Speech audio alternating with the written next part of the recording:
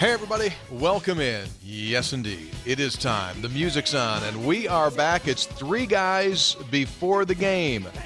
As we close in on the start of the 2018 Mountaineer football season, I think that we can honestly and truly say that we're back on our regular schedule now. I mean, I think summer schedule just ended. We're ready to go here right now to commit to a minimum of at least one this week and then minimum one next week, but after that, then we're back to what, 2 a week? 2 a week for the rest of the season. Monday, then a late week.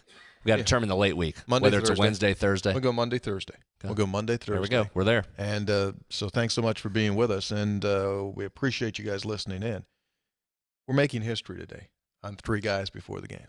This is history. Now, in the summer, we've been bringing in special guests, but for the very first time in the history of Three Guys Before the Game, we don't have three guys. We have two guys and a girl. So it's an historic it's a historic event. Taylor Lile joins us here on the Three Guys Before the Game. You didn't know that you'd be making history. I didn't know. I mean, I'm honored. You're the Amelia Earhart of this. You're the Susan B. Anthony, if you want to go all the way back to suffrage and all that kind of stuff. Welcome to the program. Thank you for having me. It's our pleasure. You know, for those that may not know, you may have been hearing or seeing over the last couple of weeks Taylor in the media because she has recently taken over as WVU's Director of Sports Nutrition for the Mountaineer football team. And you might go, well, okay, the guy's got to eat, no big no. It's a huge, huge deal for a couple of different reasons, and that's what we want to chat with you about. Firstly, we'll get into your background, things like that. But it's an important time here at WVU because they've just made a massive investment in feeding the football team, right? Brand new training table opens. And when we say training table, I mean, it's not like one of them 8-foot tables at a bingo game. I mean, it's so much more. It's like literally,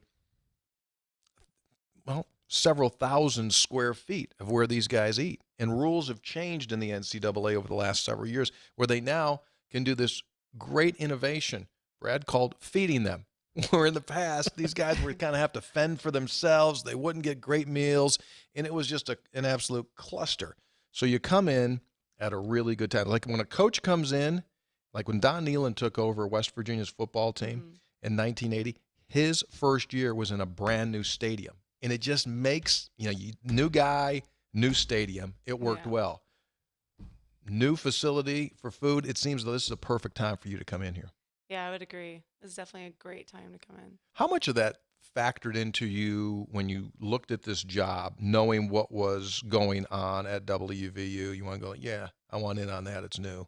Yeah. So just from my experience in the past, I've had an opportunity to help develop programs. And so I really enjoy that. And I just saw the opportunity here with a training table. And then as well, we're going to have after the season, our fueling station down the weight room or nutrition bar, whichever you want to call it. I love that fueling. That's a new term. Did you? Fueling station? Yeah, fueling I station. like that, yeah. Fueling station. Yeah, very new age. Yeah. So that's going to get renovated as well. So just from a nutrition standpoint, so much is going on with the development and being new. So I really wanted the opportunity to make it my own and develop the program. And I thought it was a really exciting time to be a Mountaineer. Yeah. Okay. So background here for folks.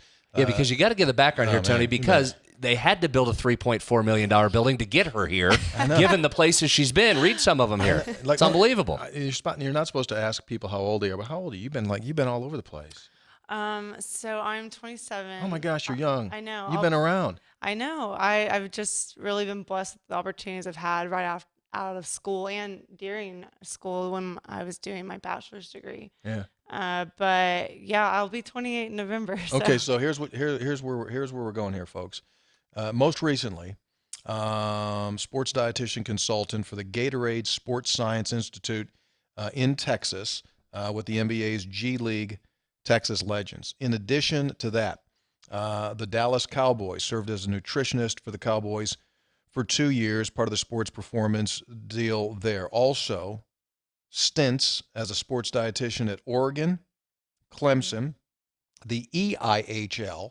Hockey League, Nottingham Panthers, volunteered at Oklahoma, as in the University of Oklahoma, and with the Oklahoma City Thunder. So one of two things: either like you're really well versed, or you can't hold a job. I mean, it's one of the two things. So you got it, and I hope the first. Yeah, I know. I'm just too. So and you've got great your background educationally. You went overseas. We had talked earlier, and you said Right. you bounced around, did some things overseas, and then you studied in London. It's Loughborough In England. In England, Yeah, yes. in England. So I stayed at Loughborough University. It's one of the best sports science universities in the world. So it was a great opportunity. They have there a lot of renowned researchers. It's the headquarters for a lot of their Olympic teams. So it was really cool to be a part of that. And then I worked with the ice hockey team when I was there. So my background for my master's is in sports and exercise nutrition. And then my bachelor's was in nutritional science. So in addition to the new facility that you saw coming, what else attracted you to West Virginia and this job in particular? Yeah, I mean, I had the opportunity to meet people on my my interview, and so just the relations I'd heard about the people I'd be working with, as well as just really a family atmosphere here, and I can say since I've taken the job, it's really been everyone's been super welcoming, and it's just been a really great experience. And you just have that gut feeling sometimes about places, and I just had a really good gut feeling. And the people was another reason why I chose to come. Yeah, you're a Texas native. Yes. I'm always intrigued as to how people get into the particular field of specialty. So I did a little sniffing, a little research on it. So where did this sports nutrition background, because I think we're just scratching the surface on the college level of how important nutrition is. We're just scratching it. And West Virginia is very, we're in on it, and it's very, very important. Where did that seed get planted for you that made you go like, there's something here that's really important? Yeah, so I was an athlete growing up, really competitive, and I just saw when I changed my diet and eating habits how it not only affected my performance, but just overall physique. And I just felt better, and I performed better. So that really got me interested into the profession. And then when I went to school, I actually was deciding between nutrition and pre-med, and I had my experiences with the Oklahoma football team and the Thunder, and shadowing other sports dietitians, and I just thought this is exactly what I want to do. And so since then, I've just hit the ground running, and I haven't regretted it. So it's been really good, and just seeing how much nutrition can impact someone, not just from performance but health. You have whether it's a normal person or athletes, they have different needs, from allergies to maybe they have different medical conditions, and just being able to help them maintain that and monitor it just for their overall well-being, and then when it can contribute to performance is just it's really rewarding. Let's walk through here a little bit then along that line. You do this at a very, very high level. And as you said, each person is different in their needs. I mean, let's face it, we've got some guys that are quick twitch guys, and we got some guys that are just massive dudes that need to move and hold things. Can you start to walk us through the process of how you design someone's diet and nutrition based upon what they need to be doing? Yeah, so I first look at position, because you can't have a kicker eating the same as your offensive lineman. No, that wouldn't be good. No. He'd look like he'd look like Sebastian Janikowski if you did that. Good reference. Yeah, it wouldn't be good. So I look at that. I also take into account just overall eating habits, what they've been doing, what areas they can improve on, and then also playing time and just all that factored in of practice, and then moving forward with the games. So there's a lot taken into account. And then also I even look at what's their class schedule. So we're actually starting a new thing with snack bags to class, because guys, snack bags to class. Yeah, because guys Awesome. say, "Oh, I haven't ate all day," and then they go to practice, and you're like, okay, well, we're going to change that. So we're like, gonna- do you give them like little Mountaineer lunch boxes? Like, yeah, is it like, something like that. that's It's awesome. more of a bag, but But not a brown bag. It's but just a straight brown, or is it a gold and blue bag? no, we have it clear right now, but maybe we'll work on the gold. That'd be nice. Got to get that logo up. Yeah, Yeah, it's all about branding these days. Are there times when you've looked at what kids are eating, either here or in other past stops, where you go like, holy hell, you can't be eating that? Yeah. That's got to happen a ton, doesn't it, at the college level? Are you like, you're like, huh? And I think it's nice because, we do serve so many meals at the training table, so we're able to monitor it and control it a little bit more. But I still talk to them about what they do outside, because that's what really matters. We even have Coke machines. Ooh. And just trying to say, if you have that continually throughout the day, it's going to promote dehydration, and that's not something we want for your performance. So, but you can't just take it away from them too, because they're going to have those same options if they go to McDonald's or Five Guys or wherever it is. So you just have to give them that education component. And so that's I think been a challenge. And then when I first started, they keep telling me the food's getting a lot better, so that's good news. Yeah. But Dana's raving about it. yeah. No, it's been great. But I would say definitely we've gone from when the training table wasn't open to now.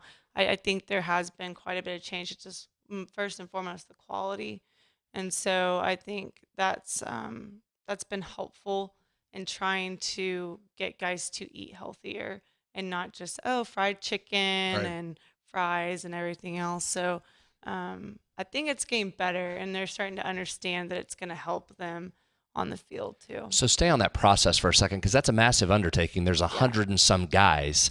Yeah. And you mentioned you're feeding them, and there's a ton of options along the buffet, so to speak. Right. But how are you doing that? Do you meet with them individually and talk about total calorie intake and the kinds of foods, and then you have to turn them loose a little bit once they get to the meal stations? Is that how that works? Yeah, so it's hard because you're right. There's 130 guys or something like that. So there's particular guys, who maybe they lose a lot of sweat and fluid loss during practice. So they're kind of like my high monitoring guys. So I make sure, hey, how are you doing today? And we'll make the plate together. I do that with a lot of guys. We talk about what they need, what they've done. And so I try to go around and talk to every single guy at the training table. But if I don't, then I might catch them later on in the day. So there are some that I have exact meal plans for to the T. Yeah. And then there's some that's a little bit more loose with the planning. So when I can't do individualized just because there's so many guys at once, we do have nutritional content around the training table that says, okay, this steak has this amount of calories and this is what you're getting from it, protein and things like that. And so they can read and educate themselves too if I can't go speak to every one of them. Do you get a sense that they do buy into the educational aspect of it? Because I know a year or 2 years ago now, they really pushed sleep with these guys and did the sleep monitors. Yeah. And the kids kind of went like, oh, okay, I'll be more productive and more efficient if I sleep more. Okay, I'm in. Are you starting to get a little bit of that? And those guys, okay, really? That'll make me stronger. That'll make me be in better condition? I definitely. And I think, just going through personal experience obviously is going to help them with that. So even just going, guys, they're like, I'm really light today with my weight. I lost a lot at practice and I can feel it. And then when we did, getting on different food regimens and like making sure they have maybe a smoothie or something added, they'll tell me like the next day, like I felt it different. So I think that's really helped. And then some guys that maybe they're not as good of eaters. We have a lot of picky eaters. So at that age, still picky. I know. Huh? And so I think when we try to get foods in there that they like, or they notice that they're eating more than another day, I think they really are buying in. Like, what's the craziest picky eater you found so far over there? Like, eats just what? You don't even have to say their name. Like, like who's like, you went like, what? You only eat what? Yeah, there's a few that just want, if it's a burger, that's about all they want. All they'll eat is a hamburger. Yeah. So I'm like, okay, is there anything else we can fit on your plate? So there's some challenges. They definitely, challenge me day to day with some of them. That's But wild. Do you get a bunch of requests from them? You said the food seems to be getting better and they're liking it. I know it's Yeah. early on in the new system. Are you getting a ton of requests? Yes, and we just got a new chef. Her name is Jessica, and so it's been really great because she has a cool background too. She's has a nutrition culinary degree, and she uh, just came from the Olympic training facility. Wow. So she's worked with some athletes, obviously, and brings that to the table. And so we're starting to change some of the menus actually, and taking guys' requests. So I think we're gonna start maybe doing a Taco Tuesday, and maybe like we did have a burger for lunch today, and but we used fresh meat. They did the hand cut fries, so we're really just trying to work Yeah. on the quality, and I mean the guys are loving it. So I think just giving them the options too, but also having healthy options. You just kind of have to almost like negotiating meet halfway a little bit because They're like 6-year-olds. yeah, Some of exactly. them Sounds like my Yeah. dinner table every night That's right what there. I was saying. Right in the wheelhouse there. Yeah, Yep. exactly. What to talk about some extremes here? You said you had certain guys that were losing a lot of weight Yeah. during camp. So on average, like what could someone lose in the course of a day? Yeah, so some I've seen as high as 10 pounds. 10 pounds in a day. Yeah, no, it's in a practice, so that's within 2 hours. Isn't that amazing? Yeah. So it's all fluid. Yeah, it's crazy. And so and it's not as hot as Texas, so Yeah. you would think, well, you're not going to see that. But no, there's guys that just really are heavy sweaters, and then you might see something as small as 2 pounds or 1 pound. So it's just really has to do with genetics, what's the environment, if it's hot, and then if they're getting a lot of reps, that too. And then making sure, I tell them all the time, like, you can't just drink water, it's going to go right through you. So making sure that they're also getting electrolytes. That's what I was going to ask you. Yeah. So someone comes back in and they lost 10 Yeah. and they go like, hey, Taylor, he just lost 10. What are you giving them to get him back quick? Yeah, so we do give some electrolytes. We have like Gatorlytes, and it's just infused with a lot of different electrolytes, and you can mix it with water, whatever. And so make sure they're definitely having Gatorade or something like that. And then they'll really encourage, okay, eat as much as you can until you're like full and satisfied. So, and then we'll normally do, they'll do another meal at home. And then I normally will send them with a smoothie or a shake as well. That's a couple times you've mentioned smoothie. Are they the bomb as far as getting I people, think they are. I mean, as far as putting weight on and getting people Yeah. hydrated? That's because Yeah. I was at practice the other day and you guys were out there and like Mike Joseph, like you were like a bartender out there with those, like Joseph had a we had the pitcher. blenders going. he So had a it's made to pitcher order going. type stuff. You can walk up and say, I want this, I'm this, and I'm this. talking right when they're walking on the field. Oh yeah, so The kids that's are coming out of the weight that's our room. pre-fuel. Yeah, they're like pouring. It's Yeah. like you're at a So they're at a party or something. We do. So those are player specific, but so those are individualized. But we do beet juice, and we do. We have this one that's like energy cornstarch. Ooh. So Well, you're hitting 2 home runs Yeah. there. Beet juice and energy cornstarch. Well, how can I get some of that? Sometimes we get a little, scowl on the face, but hey, Can't drop any they chocolate or take caramel it. in there. Well, one is flavored with chocolate, and then we have one that's like a cranberry raspberry. I heard that tastes like Pepto-Bismol, but it's all good. So Hey, it's good for you. yeah, drink it up. exactly. Yeah. And so Are the guys that need to gain weight harder to manage than the ones that need to lose, or is it just 50-50 depends on the individual? What's the percentage? Like, do more people have to gain or do more people have to lose? I think of lately, definitely more people have had to gain. Yeah. Mm. I would imagine. Just because of the energy demands from practice Yeah. to lift, and then sometimes it's been hot and humid. We'll add to that, so it's been more of a challenge to gain. You told me that there are some that potentially could eat 10,000 calories in a day. Yeah. That's off the chart. I That know. that lose 10,000 calories? Eat in a Eat. Oh, day. that eat in a day to try and Yeah. keep it on? Yeah. So again, just Like, what is 10,000 calories? Like, seriously, give me a meal. well, we could even make 1,000-calorie smoothie. So there's one, 1,000 calories. 9 more to go. Oh, What yeah, else? What else you got for me? exactly. Like, how do you seriously? What would you have to do to eat 10?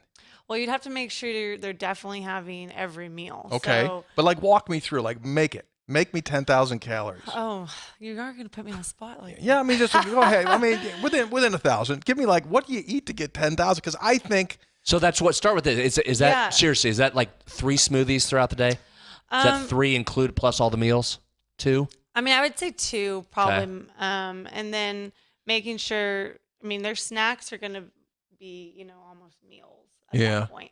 So you're having almost essentially 6 meals a day.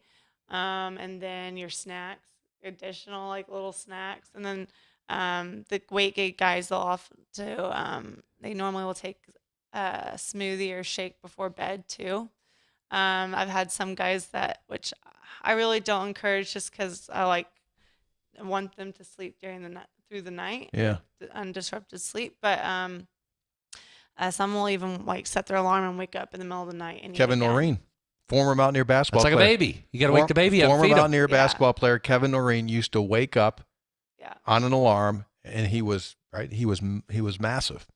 He was massive. He used to eat. Yeah. Yeah, in the middle of the night. Just get up in the middle of the night. Yeah. But Wow. yeah, so for breakfast we have, French toast, we have pancakes, we have oatmeal grits, potatoes. So really just trying to encourage them to eat all those carbohydrates. Yeah. What's the one food like that you would run through the door if you saw at the training table and go, get it out of here? Is there what give us some for just Like on the bad side. On the bad side, like, get that out of here. We're not putting that in their bodies. And for us as well as just people that are out there, our listeners that are out there, Yeah. what would you say? Where do you put a stick on and go like, keep it away, don't eat it? That's a great question. I would think it's more so if all the food was offered was fried. I've been asked, can we get donut bar, please? No, we're not going to have the donut bar every day. So Donuts are high on the list of don'ts. yeah, we'll definitely have it run through just for maybe a treat yourself day, but because everything's in moderation, Yeah. So I'm not saying you can't have that donut or fried chicken and fried greasy, French fries and a milkshake. Not my shake, but Right, a right. milkshake with the ice cream and everything else. But definitely you can have that, but you still need to focus on getting some of the good nutrients and in your body throughout the day. So I don't know that I'm a real stickler for nothing that I could not have, but I think it would just be the amount that was offered, and if it was, every meal. Yeah. if The it's- F word bothers you, fried. yes. Right? Yeah. I could see. She also said some buzzwords there that you and I don't like: quantity and moderation when it comes to food. Yeah. That's a situation for us. And Yeah. what's the one thing that you think we should all eat more of, but we don't do a good enough job of eating? Like, what's your gold food? I'd have to say vegetables. Just any kind, anything and everything.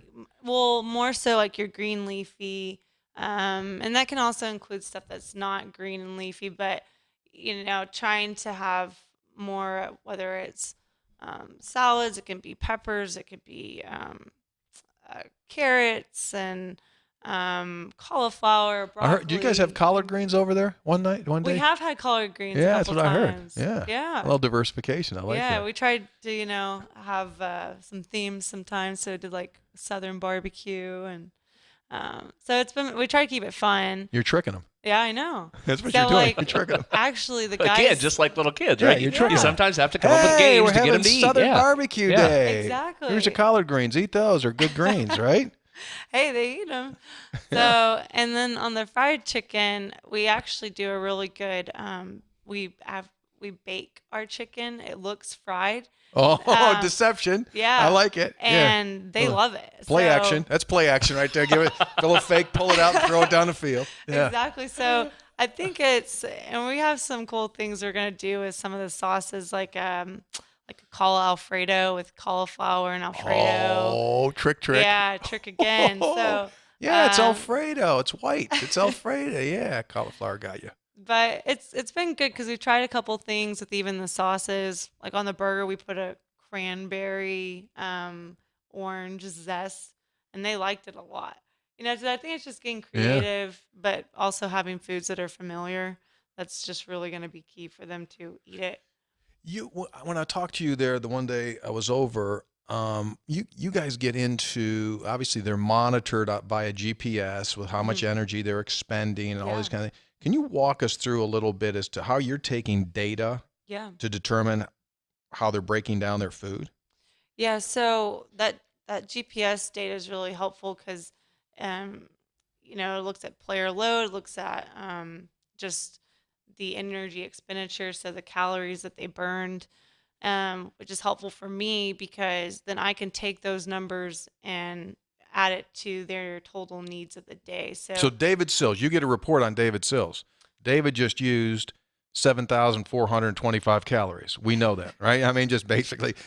And so you're looking at that going, come here, David. This is where we need to go. You're literally customizing plans for yeah, him. exactly.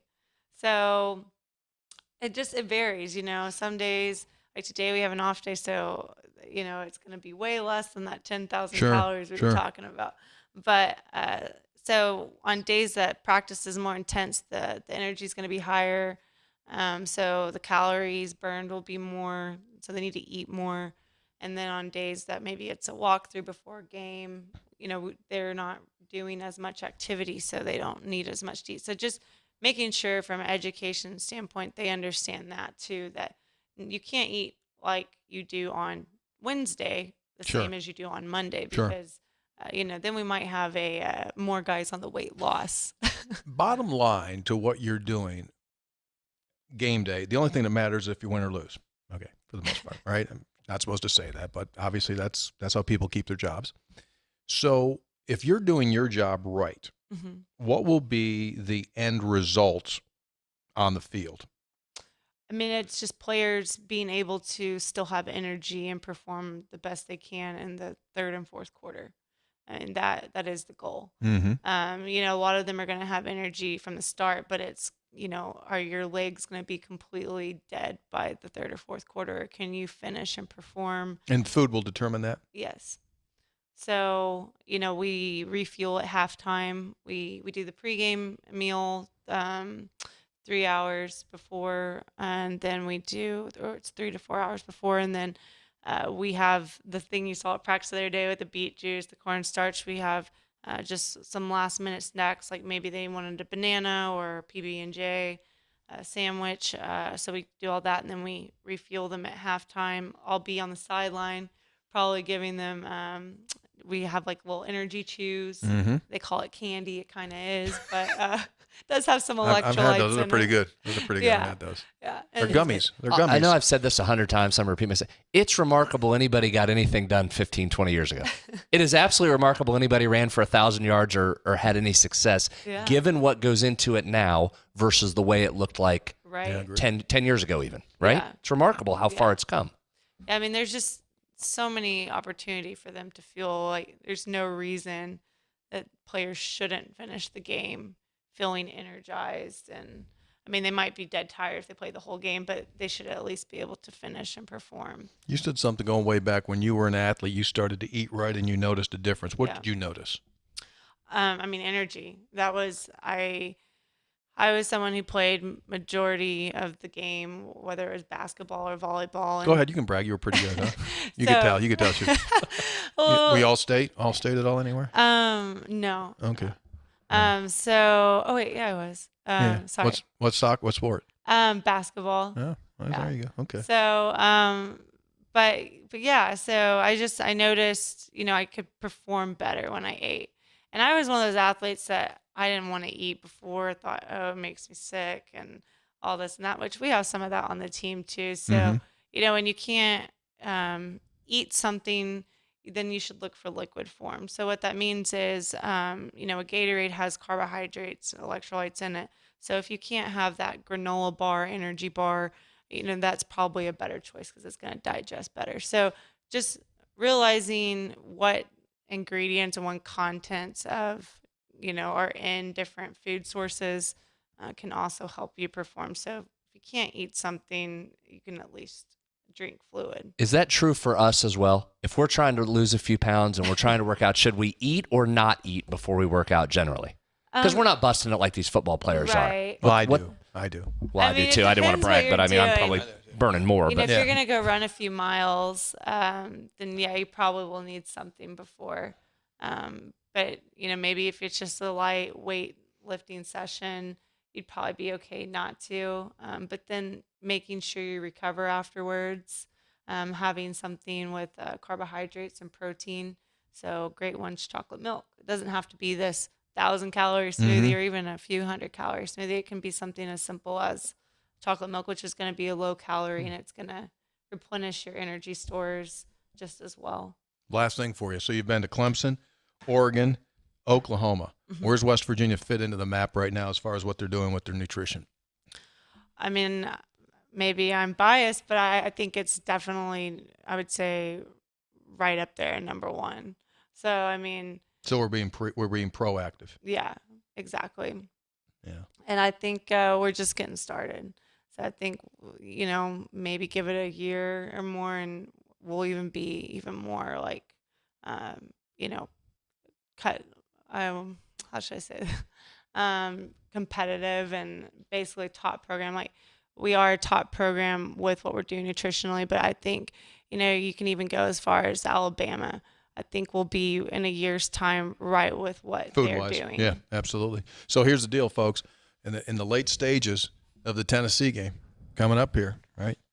Tennessee, you're gonna watch them. Their knees are gonna start to wobble. Their legs are gonna get tired because they did not eat right. They were eating Twinkies and moon pies. Tennessee, you're referring to? Yeah, Tennessee. Yeah. They were drinking Mountain Dew. We're over here drinking cornstarch and beet juice. And we'll just be running up and down the field. And eating leafy vegetables. Leafy vegetables. Like, we'll be that team, like, if the third quarter ends at the 1 yard line, like, we'll be that team that sprints backwards down the other end of the field. And drinks 3 smoothies at a time while they're running the other way. Yeah, just drinking smoothies down the other end of the field. Going, come on, let's go, come on. And you hold your hand up. Yeah, 4. Got it. Well, this is good. I look forward to this. This is a fun time. I think really just in the development of what you guys are doing, the facility, obviously, the training table is gorgeous, and we'll kind of keep an eye because I think this is this is one of the least developed areas of expertise because everyone knows, okay, blocking, tackling. This is another one of those pieces. And I think mind, training your mind. I think diet, I think is huge. Sleep, I think is huge. These are the things now that people are just getting around to on the college side of things. Yeah. So you're liking Morgantown so far? I am. Yeah. It was definitely a cultural shock from the flatland in Texas, but it's been good. Good. Wait till the fall comes. You see these leaves change. I know. I love that. I got to experience that at Oregon. Oh, yeah. Yeah, and so I'm really excited what it's going to look like here because fall's my favorite time of the year. Yeah, you'll like it. It's going to be fall fun. and football. There it is. There it is. They kind of go together. Taylor Lile has been our guest. Thank you so much for your time. Thank you for having me. It's our pleasure. We appreciate it. Sports nutrition chief for the Mountaineers, and we will be back. We won't do another one this week, but we'll do one next week. It'll be game week. Yeah, be Tennessee preview next week. Potato salad. Game week, folks. We're going to come back at you. 3 guys before the game. Thanks so much for being with us. Music's on. We're out for the Senator Brad Howe.